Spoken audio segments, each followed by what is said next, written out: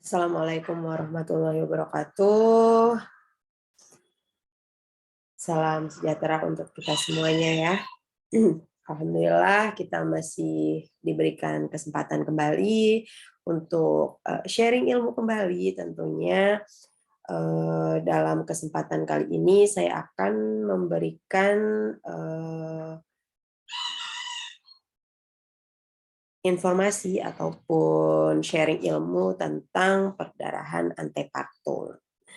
Baik, semoga teman-teman semua masih bersemangat untuk menimba ilmu tentunya ya. Tidak usah berlama-lama, langsung saja. Oke, baik.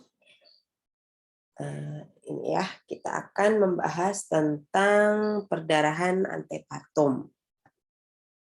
Nah, ini definisi dari perdarahan antepartum atau hemorrhage antepartum. Nah, ini merupakan bahwa kita tahu ya bahwa kehamilan apabila perdarahan apabila terjadi pada kehamilan muda. Nah, untuk usia kurang dari 20 minggu, nah ini biasa kita sebut dengan keguguran ataupun abortus. Nah, sedangkan apabila terjadi pada kehamilan tua, nah ini range-nya ada beberapa yang mengemukakan bahwasanya lebih dari 20 minggu ataupun lebih dari 28 minggu ya. Nah, ini disebut dengan perdarahan antepartum.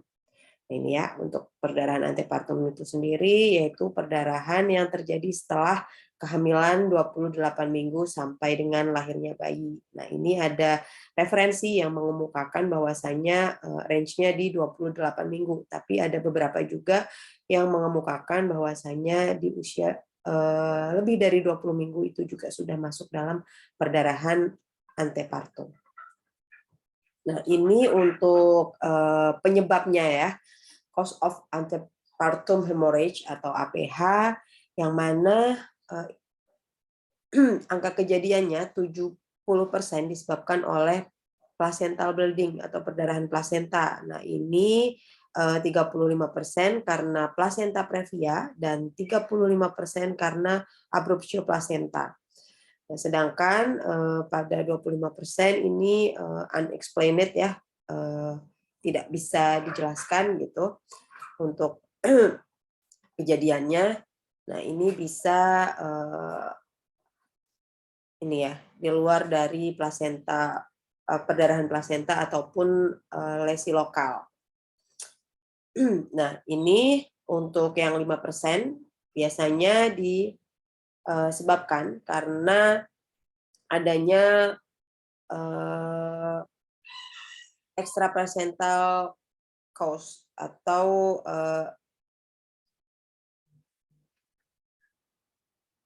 nah ya ini ya, 5%-nya bisa karena extraplacental cause, yang mana ini bisa terjadi lesi. Nah, ini bisa berupa polip pada serviknya ataupun ada karsinoma pada serviknya, kemudian ada varicose vein, kemudian juga ada lokal dari trauma, dari ada lesi di sekitar vaginal ya, bisa dari serviks sampai dengan vaginalnya. Nah, selanjutnya ini untuk plasenta, yang mana plasenta merupakan ya bagian dari kehamilan ya. Nah, ini untuk pertumbuhannya plasenta ini semakin lama semakin besar dan semakin meluas. Nah, ini untuk umumnya pembentukannya lengkap pada usia kehamilan 16 minggu. Nah, ini untuk plasenta normal biasanya bentuknya bulat ataupun oval ya. Kemudian diameternya 15 sampai dengan 25 cm, kemudian lebarnya 3 sampai 5 cm. Lalu beratnya rata-rata 500 sampai 600 gram. Nah, ini untuk insersi tali pusat. Yang mana insersi ini tempat yang berhubungan nantinya plasenta gitu ya, plasenta dengan si janin. Nah, Ini dapat di tengah atau sentralis, bisa juga di samping atau lateralis, atau di ujung tepi yaitu marginalis. Nah, ini tapi pada umumnya yang sering kita lihat itu rata-rata letaknya itu berada di tengah. Kemudian ini di sisi ibu tampak daerah agak menonjol, yaitu kontiledon. Nah, ini biasanya kita bisa ketahui saat plasenta sudah keluar ya. Kemudian yang diliputi oleh selaput tipis desidua basalis. Kemudian di sisi janin tampak sejumlah arteri. Nah, ini ada arteri dan vena ya, yang nantinya akan menghubungkan dari janin ke ibu, dari janin ke tali pusatnya ya. Lalu kemudian untuk sirkulasi darah ibu ke plasenta ada sekitar 300 cc per menit. Ini usia kehamilan 20 minggu dan kemudian akan meningkat sampai dengan 600 sampai dengan 700 cc per menit ketika bayinya sudah aterem, berarti sudah di kisaran usia 37 minggu. Nah, ini untuk sedikit kembali ya, ini kita dari pembentukannya. Nah, ini di usia 7 hari, nah, di sini sudah mulai ada implantasi. Nah, ini nanti ketika sudah implantasi ya, ini sudah ada terlihat bagian-bagiannya, kemudian di usia 12 hari, nah di sini sudah akan ada pemisahan dari yoksaknya ya, yoksaknya akan bisa dan mulai sudah ada, ini ada chorion biome format yang sudah terpisah, dan ini adalah nantinya akan jadi ketuban. Nah, semakin bertambahnya usia kehamilan, maka akan terpisah, sudah terlihat terpisahnya akan semakin terlihat, kemudian cairannya juga akan lebih banyak ya. Dan di usia 16 hari ini akan sudah mulai terbentuk ada umbilical cord, yang ini nanti menjadi bakal menghubungkan ya plasenta dan si janin. Nah, ini kita lihat di usia 4,5 weeks atau 4,5 minggu ya. Nah, di sini sudah mulai terlihat ya. Ini semakin matur pembentukan janinnya dan juga plasentanya. Nah, di sini kemudian sudah mulai matur sampai dengan ini ya. Ini sudah, kalau tadi ini masih umbilical cord-nya aja, ini sudah ada plasentanya, sudah ada bagian-bagiannya bahkan, kemudian ini sudah terbentuk arteri dan venanya ya, umbilical cord. Nah, ini sudah terlihat jelas yang ini plasentanya juga sudah menempel. Nah, ini umumnya penempelan tuh di fundus ya. Dan ini pada usia kehamilan 13 minggu. Dan ini akan matur sampai puncaknya pada usia 16 minggu kehamilan.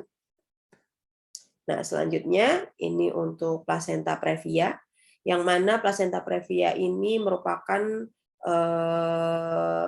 plasenta yang berimplantasi pada tempat yang abnormal. Nah, yaitu bisa di segmen bawah rahim hingga menutupi sebagian atau seluruhnya dari ostium uteri internum. Nah, di sini. Nah, padahal pada normalnya di sini ya pembentukannya, tapi dia bisa di bawah.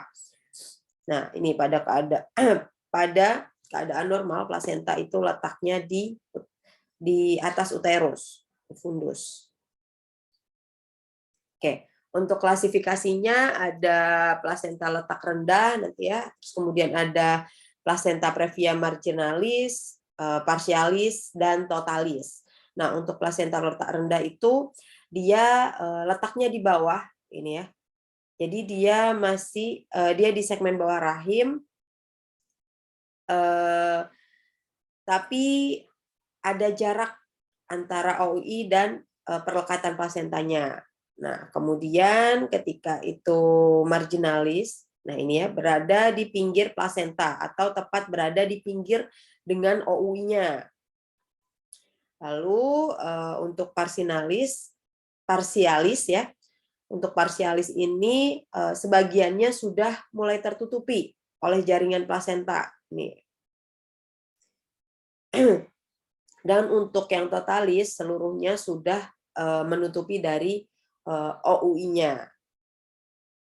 Kalau kita lihat di gambar lebih jelas ya. Kalau ini dia letak rendah, kemudian ini marginalis, kemudian ini parsialis, sebagiannya sudah menutupi OUI, kemudian kalau totalis semuanya sudah tertutupi oleh OUI. Nah, ini untuk etiologinya. Nah, biasanya ini kalau dari dropping down teori bahwasanya ovum yang terfertilisasi jatuh dan berimplantasi di segmen bawah rahim. Nah, kemudian vaskularisasi dari desiduanya yang tidak memadahi sehingga menyebabkan radang atau atrofi. Nah, ini untuk faktor resikonya bisa karena usianya lebih dari 35 tahun, yang mana ketika usia bertambah tentunya organ reproduksinya akan semakin menurun ya. Jadinya untuk kehamilan yang baik itu di range usia 20 sampai dengan maksimal 35 tahun. Lalu selanjutnya multiparietas. Nah, multiparietas ini karena sudah beberapa kali melahirkan ya, bahkan lebih dari 5 kali, yang mana sudah banyak bekas dari implantasi plasenta sebelumnya, sehingga menimbulkan luka parut, yang mana pastinya plasenta akan mencari letak yang subur gitu. Jadi biasanya di segmen bawah rahim. Kemudian ada kebiasaan merokok yang mana bisa menyebabkan hipoksemia ya, sehingga terjadi kompensasi, lalu terjadi hipertrofi dari plasentanya. Lalu kemudian bisa karena kehamilan ganda, yang mana kehamilan ganda ini tentunya kalau tadi umumnya satu ya, umumnya satu plasenta, ini kalau kehamilan ganda ini bisa 2 plasenta gitu kan, dan letaknya pastinya lebih lebar gitu ya, akan meluas, melebar di bagian segmen bawah rahim. Nah, ini bisa menutupi dari OUI-nya. Karena kalau kehamilan ganda ini pertumbuhan plasentanya akan lebih lebar. Gitu. Kemudian ada riwayat kuretase. Nah, sama halnya ini kuretase ini juga akan menimbulkan luka parut. Nah, luka parut ini jadi plasenta akan mencari tempat yang lebih sehat gitu ya, yang lebih bagus. Nah, biasanya di segmen bawah rahim. Kemudian ada bekas riwayat okas sesar. Nah, ini untuk patofisiologinya, yang mana perdarahan antepartum yang disebabkan oleh plasenta previa umumnya terjadi pada trimester ketiga, karena saat itu segmen bawah rahim uterus lebih mengalami perubahan. Ini berkaitan dengan semakin tuanya kehamilan, kemudian segmen bawah uterus akan semakin melebar dan serviks mulai membuka. Nah, perdarahan ini terjadi apabila plasenta terletak di atas OUI dan bagian segmen bawah rahim, yang mana pembentukan segmen bawah rahim dan pembukaan dari OUI akan menyebabkan robekan plasenta dan tempat dan pada tempat perlekatannya. Jadi ini ya kalau kita lihat gambar ketika semakin melebar gitu kan ya, tentunya plasenta akan melebar gitu. Kemudian akan ada pembukaan yang ini yang dikhawatirkan nanti ketika melahirkannya. Biasanya kalau suaminya ditemukan pada kehamilan tua karena ininya sudah mulai melebar ya, harusnya janinnya turun, tapi ini karena ada plasenta di sini maka akan menyebabkan perdarahan.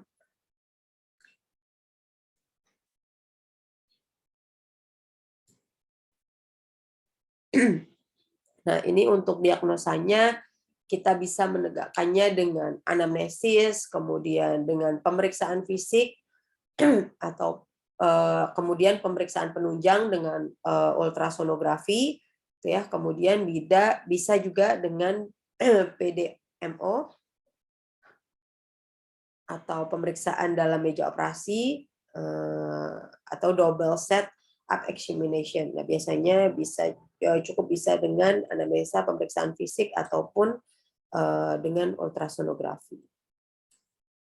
Nah, ini untuk anamnesa biasanya kita tanyakan apakah ada nyeri apa tidak ya, untuk mencari penyebabnya. Kemudian ini ya untuk apa namanya, plasenta previa. Nah, ini biasanya tidak ada nyeri, kemudian tidak ada penyebabnya, tiba-tiba saja ada perdarahan gitu ya. Nah, kemudian perdarahannya ini biasanya terjadinya berulang. Nah, perdarahan terjadi pada akhir trimester 2 atau setelahnya. Jadi memang kejadiannya lebih dari 20 minggu ya atau 28 minggu, pastinya perdarahannya akan ada di trimester kedua hingga lahirnya bayi. Nah, ini untuk pemeriksaan fisik. Nah, kita lihat dari ukuran uterusnya, biasanya sesuai dengan usia kehamilannya. Kemudian uterusnya teraba lembut dan elastik. Kemudian biasanya ini ketika plasentanya letaknya di bawah bisa disertai dengan malpresentasi gitu ya. Kemudian kepala bayi cenderung mengapung. Jadi kehamilannya sudah aterem, dia tidak mau masuk ke PAP gitu ya karena di bawah sudah ada si plasentanya itu. Kemudian pada saat inspeksi plasenta previa warna merah dan merah darah yang timbul berwarna merah terang. Nah, ini untuk pemeriksaan penunjangnya tadi bisa dengan ultrasonografi, yang mana bisa transabdominal, kemudian transvaginal, ataupun transperinatal, perineal, ataupun MRI. Nah, untuk yang sering sekali digunakan, yaitu biasanya dengan transabdominal ini ya, sudah terlihat gitu, dan lebih nyaman juga untuk transabdominal ini untuk dilakukan gitu ya. Nah, ini untuk perbedaannya ya. Perbedaan antara plasenta previa dan solusio plasenta. Jadi di sini makanya tadi kita tanyakan nyeri atau tidak. Nah, ketika ada perdarahan lebih dari usia 20 minggu yang kita curigai, ya, tentunya adalah plasenta previa dan solusio plasenta ini. Nah, ini pun untuk gejala klinisnya biasanya untuk plasenta previa tidak nyeri dan berulang. Nah, untuk solusio plasenta sendiri nyeri. Kemudian untuk warna darahnya, untuk plasenta previa ini terang. Kemudian solplas itu darahnya merahnya gelap. Nah, ini gejala preeklamsi tidak berhubungan. Kemudian untuk TFU-nya sesuai masa kehamilan ya untuk plasenta previa. Namun untuk solusio plasenta ini tidak sesuai dengan usia kehamilan. Kemudian teraba uterus kenyal. Nah, ini tense atau rigid. Nah, karena pada solusio plasenta ini biasanya itu perutnya sudah kaku ya. Kemudian untuk presentasi ini biasanya ada malpresentasi. Nah, ini tidak berhubungan. Kemudian untuk USG, plasenta di bagian tengah ataupun bawah. Nah, ini untuk plasenta biasanya di bagian atas untuk solusio plasenta. Untuk pemeriksaan vagina akan ada teraba di bagian bawah. Nah, untuk sooplas ini tidak teraba. Nah, ini untuk pencegahannya tentunya yang paling penting adalah pelaksanaan antenatal yang adekuat. Jadi memang untuk wajibnya emang 4 kali ya. Tapi alangkah lebih baiknya setiap bulan untuk memeriksakan kehamilannya gitu. Yang mana itu dapat meningkatkan status kesehatan ibu dan mengoreksi dari anemia. Nah, untuk diagnosa antenatal care-nya pada plasenta previa letak rendah ini bisa dilakukan di usia 20 minggu.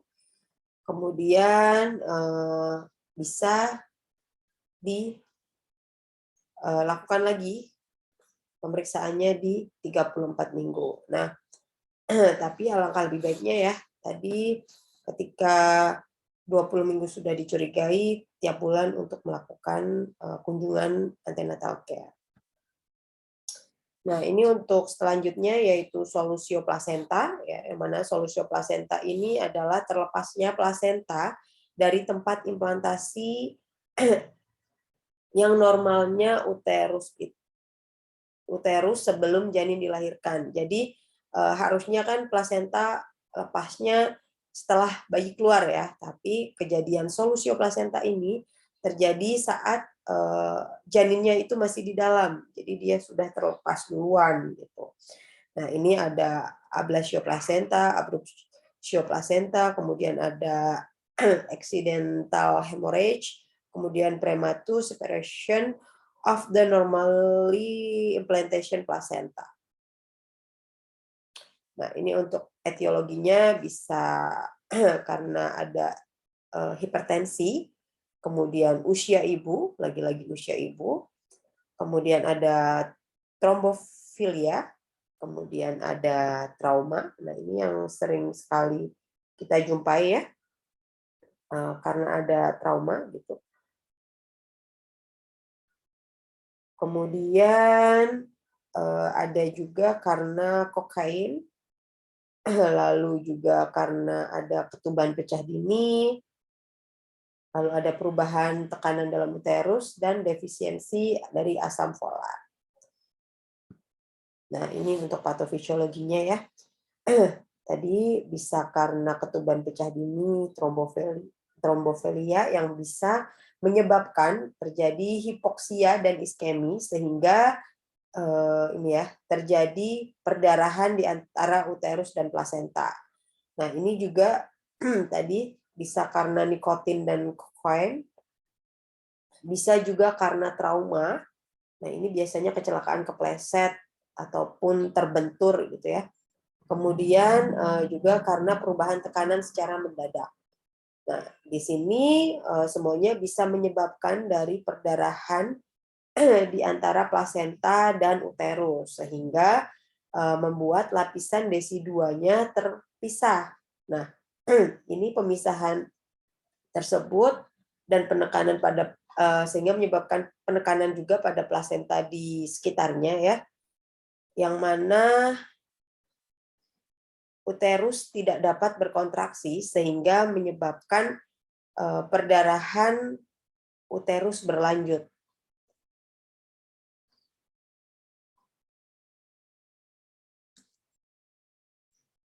Nah, ini untuk klasifikasinya dari solusio plasenta. Yang pertama ada ruptur sinus marginalis, yaitu bila hanya sebagian kecil atau pinggir dari plasenta yang terlepas. Kemudian ada solusio plasenta parsialis, yang mana bila plasenta sebagian terlepas. Lalu ada solusio plasenta totalis. Di sini apabila seluruh plasenta sudah terlepas. Nah, ini berdasarkan kondisi klinisnya ya. Jadi dia ada disertai dengan perdarahan, yaitu atau biasa disebut revolute hemorrhage, yang mana solusio plasenta ini disertai dengan perdarahan yang keluar. Nah, ini nanti tadi ya sudah dijelaskan, biasanya darahnya berwarna merah pekat gitu. Nah, ataupun ada juga consolate hemorrhage. Nah, ini biasanya malah lebih berbahaya ya, karena perdarahannya berada di dalam, dia tidak keluar langsung ke vagina gitu, tapi dia tersembunyi di dalam uterus seperti itu. Nah, ini untuk derajatnya ada solusio plasenta ringan, kemudian solusio plasenta sedang, dan solusio plasenta berat. Nih untuk derajatnya tadinya dibagi gitu kan, tadi ada 3 yaitu ringan, sedang, dan berat. Nah, ini untuk perdarahan pervaginamnya apabila dia itu ringan hanya sedikit atau bahkan tidak ada. Nah, ini untuk sedang sudah mulai ada, kemudian untuk yang berat ya dari moderate to severe. Nah, ini bisa banyak. Nah, ini perdarahannya kurang lebih dari 250 mili. Untuk solplas yang sedang bisa 250 sampai dengan 10.000 mili. Untuk yang berat, maaf ini 1.000 ya. Nah, untuk yang berat ini bisa lebih dari 1.000 mili. Gitu. Nah, untuk uterusnya biasanya untuk yang ringan itu nyerinya masih ringan. Nah, namun ketika yang berat ya pastinya akan sampai dengan tidak teraba untuk uterusnya.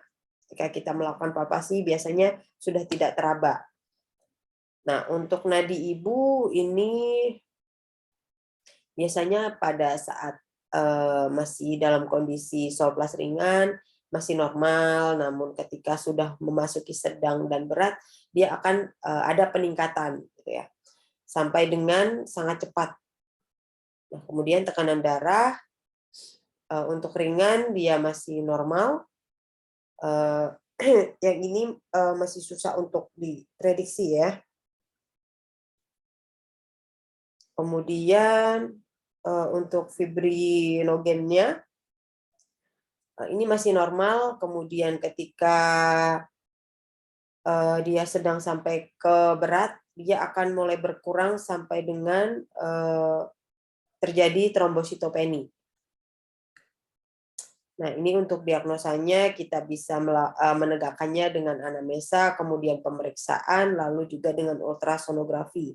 Nah, untuk anamnesa ini sendiri biasanya kita tanya dari tadi ya untuk penapisannya, nyeri atau tidak.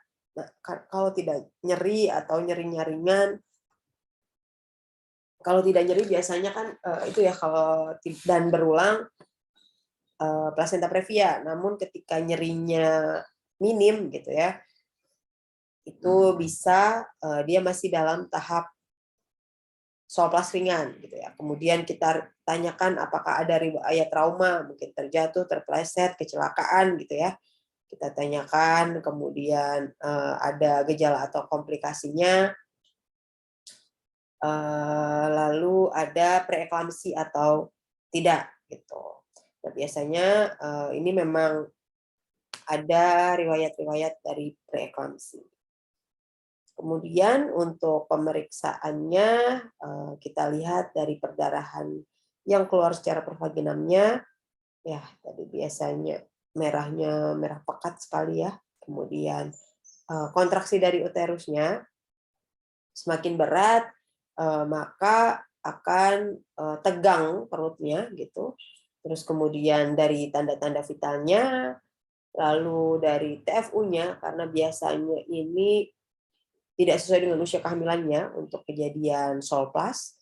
kemudian denyut jantung dari janinnya. Nah, ini untuk menegakkan diagnosa, kita tambahkan untuk pemeriksaan penunjang dengan USG. Nah, ini untuk tata laksananya. Nah, ini untuk kehamilan kurang dari 37 minggu, maka kita lihat keadaan ibu dulu. Nah, ketika keadaannya stabil, ya, belum ada tanda komplikasi dari solusio plasentanya, nih komplikasinya bisa sampai anemia gitu ya. Nah, ketika belum ada tanda-tanda komplikasi, maka kita observasi dari kadar Hb ibu. Kemudian kita bantu untuk penggantian kehilangan cairannya, dan juga kita inspeksi secara periodik. Nah, untuk ruptur sinus marginalis, yang mana ruptur sinus marginalis itu terlepasnya sebagian kecil atau pinggir plasenta yang tidak berdarah banyak, nah, dan sama sekali tidak mempengaruhi keadaan dari ibu ataupun janinnya, yang mana ruptur sinus marginalis ini keadaan tidak mempengaruhi keadaan ibu maupun janinnya. Jadi apabila terjadi perdarahan per pagi 6, warnanya akan kehitaman, ya, jadi merahnya merah pekat, kemudian jumlahnya sedikit, lalu perutnya mungkin tidak terasa agak sakit ya, dan terus-menerus agak tegang. Di perutnya akan terasa agak sakit ketika rupturnya masih marginalis. Nah, predisposisinya ini bisa terjadi karena faktor trauma, kemudian faktor dari usia ibu, faktor penggunaan kokain, kemudian karena kebiasaan merokok. Nah, faktor trauma ini yang mana faktor trauma dapat terjadi antara lain karena dekompresi dari uterus pada hidramion dan gemeli. Hidramion ini adalah kondisi dari amionnya ya, atau ketubannya, dan gemeli atau kehamilan ganda gitu, kembar. Kemudian tarikan pada tali pusat yang pendek akibat pergerakan janin yang banyak, biasanya karena tali pusatnya pendek gitu ya. Kemudian trauma langsung, nah ini bisa terjadi karena jatuh, kena tendang, kecelakaan gitu ya, atau yang lainnya. Kemudian faktor usia ibu yang mana peningkatan kejadian solusio plasenta ringan sejalan dengan peningkatan usia dari ibu. Hal ini dapat diterangkan karena semakin tua umur ibu, frekuensi hipertensi menahunnya. Jadi selain dari faktor kesehatan reproduksinya yang semakin menurun, akan ada faktor dari ini juga ya, frekuensi dari hipertensi menahunnya. Lalu juga faktor penggunaan kokain, yang mana penggunaan kokain ini mengakibatkan peningkatan tekanan darah dan peningkatan dari pelepasan kotekolamin, yang mana bertanggung jawab atas terjadinya vasospasme pembuluh darah uterus dan dapat berakibat juga terlepasnya plasenta. Tentunya terlepasnya plasenta dari tempat insersinya ya, implantasinya. Kemudian faktor kebiasaan merokok, yang mana resiko ini akan meningkatkan 40% kejadian dari solusio plasenta. Jadi konseling dari bidan ke ibu hamil ya, tentunya untuk menghindari dari kebiasaan merokok ketika hamil ataupun terpapar asap rokok ketika hamil. Nah, ini untuk penanganannya bila usia kehamilan kurang dari 34 minggu dan bila ada perbaikan dengan tirah baring dan observasi ketat, kemudian tunggu persalinan spontan. Jadi kembali lagi untuk penanganan ini tergantung dari keparahan dari kondisi solusio plasentanya ya. Gitu. Jadi kemungkinan ketika terjadi pada kehamilan yang masih belum aterem, nah, dan kehamilan dan solusio plasentanya masih dalam kondisi ringan, ya masih kita bisa pertahankan dengan diobservasi secara ketat. Nah, namun apabila ada perburukan, maka kehamilan harus diakhiri atau kita lakukan terminasi kehamilan. Nah, bila janin hidup bisa dengan dilakukan SC, namun bila janinnya meninggal, kita bisa melakukan amniotomi, kemudian diberikan oksitosin, sehingga untuk mempercepat persalinan. Jadi diinduksi persalinannya ya, karena ya sudah tidak bisa kita selamatkan lagi untuk janinnya. Nah, ini untuk perut tegang sedikit, observasi ketat, kemudian apabila perdarahan berlangsung terus-menerus dan ketegangan semakin meningkat dengan janin yang masih baik, harus segera dilakukan SC. Namun, nah ini ya, perdarahan yang berhenti dan keadaan baik pada kehamilan prenatal dilakukan rawat inap. Jadi kembali lagi tadi sesuai dengan kondisi ibu, gitu ya, ibu dan bayinya. Jadi ketika memang kondisinya masih ringan, ya kita masih bisa melakukan observasi secara ketat. Namun di usia kehamilan berapapun dan keadaannya sudah mengancam, pastinya ya harus segera dilakukan terminasi. Nah, kita sekarang langsung kepada soal ya. Jadi untuk soal sudah kita bahas di pertemuan sebelum-sebelumnya ya. Ketika ada soal, langkah pertama yang kita baca adalah pertanyaannya. Jadi jangan merujuk langsung kepada ceritanya gitu ya, atau narasinya. Jadi kita langsung lihat apa yang dimau dari soal tersebut. Nah, ini untuk soal pertama bisa mungkin teman-teman jawab. Mungkin saya kasih waktu dulu.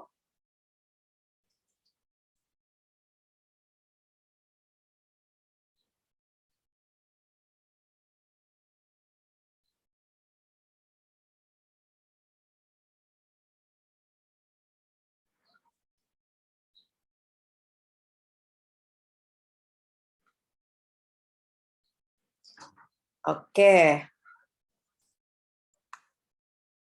Apakah penanganan awal yang tepat, yang paling tepat pada kasus di atas?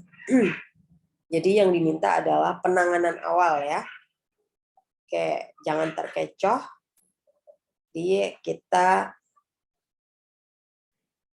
sekarang membaca dari narasinya. Seorang wanita G5P4A0 datang ke PMB dengan keluhan darah banyak tiba-tiba dari kemaluannya. Hasil pemeriksaan didapatkan usia kehamilan ibu 32 minggu. Nadi cepat dan lemah 110 kali per menit ya. Kemudian tekanan darahnya menurun 70/50 mm air raksa. Kemudian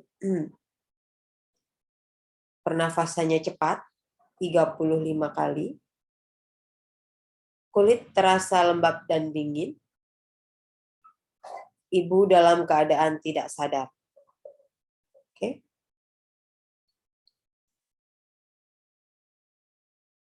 Apakah penanganan awal yang paling tepat pada kasus di atas? A. Merujuk ibu segera mungkin. Pasang infus ringer laktat. Siapkan alat untuk pertolongan persalinan. Lakukan kateterisasi kandung kemih. Naikkan kaki ibu untuk menambah jumlah darah ke jantung. Oke. Apa jawabannya? Oke, tentunya yang diminta adalah penanganan awal ya. Penanganan awal yang paling tepat adalah B ya, pasang infus ring laktat. Jadi merujuk sebenarnya tidak salah, tapi sebelum kita lakukan merujuk atau sebelum perujukan pasien, maka kita harus stabilisasi kondisi dari ibu. Oke, untuk pertanyaan selanjutnya yaitu diagnosa untuk Nyonya F. Kita baca narasinya. Nyonya F, usia 36 tahun, G1P0A0, hamil 30 minggu, datang ke PMB dengan keluhan waktu bangun tidur mengeluarkan darah segar lewat jalan lahir. Tidak disertai nyeri perut, hasil pemeriksaan keadaan umum lemah, pucat, tekanan darahnya 90/60, HB 8,4 gram per sen. Oke. Apa jawabannya?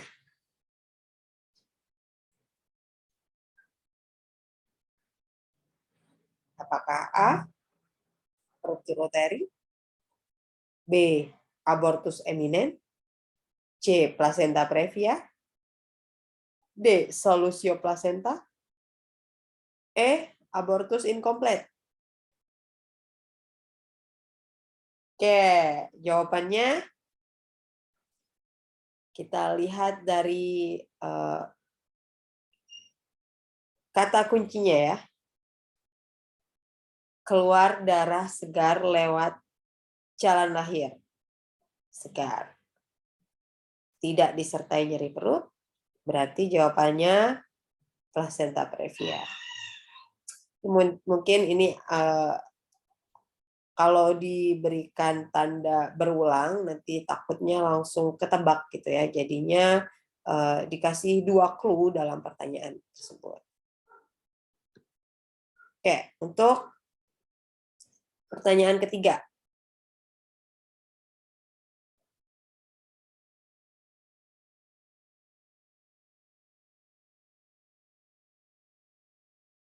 Pertanyaannya adalah, apakah diagnosis pada kasus di atas? Oke, kita baca narasinya ya. Seorang perempuan berusia 34 tahun, G6, P3A2, usia kehamilan 29 minggu, datang ke RS dengan keluhan perdarahan pervaginam berwarna merah kehitaman, nyeri perut, gerakan janin tidak dirasakan sejak tadi malam. Hasil pemeriksaan DJJ sulit didengarkan. Palpasi ditemukan perut teraba keras, tekanan darah 90/80, suhu 37 derajat Celcius, nadi 78 kali per menit, respiratory rate 22 kali per menit, dan pastinya sudah tertebak ya, untuk clue-nya sangat jelas sekali ya. Darahnya merah pekat atau merah kehitaman, kemudian disertai nyeri perut dan palpasi perutnya teraba keras. Oke, jawabannya C.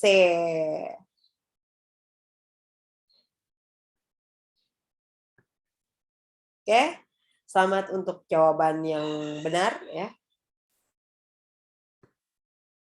Oke, baik, ternyata kita sudah berada di slide terakhir. Terima kasih untuk teman-teman semuanya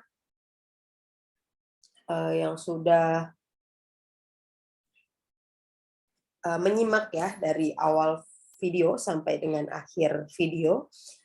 Harapannya tentu saja semoga apa yang kita pelajari hari ini bermanfaat dan bisa kita terapkan dalam dunia kebidanan, ya, bisa di lapangan ataupun bisa sharing ilmu dengan kawan-kawan yang lainnya. Mungkin untuk teman-teman bisa memberikan pertanyaan di kolom komentar di YouTube ya tentunya. Insya Allah nanti akan saya jawab ketika pertanyaannya nanti banyak, mungkin akan dibuatkan video untuk jawaban pertanyaan dari teman-teman semuanya. Oke, terima kasih. Mungkin cukup sekian dari saya. Saya mohon maaf apabila ada kesalahan dalam video ini. Kurang lebihnya mohon maaf ya. Akhir kata saya tutup dan sampai jumpa di video selanjutnya. Assalamualaikum warahmatullahi wabarakatuh.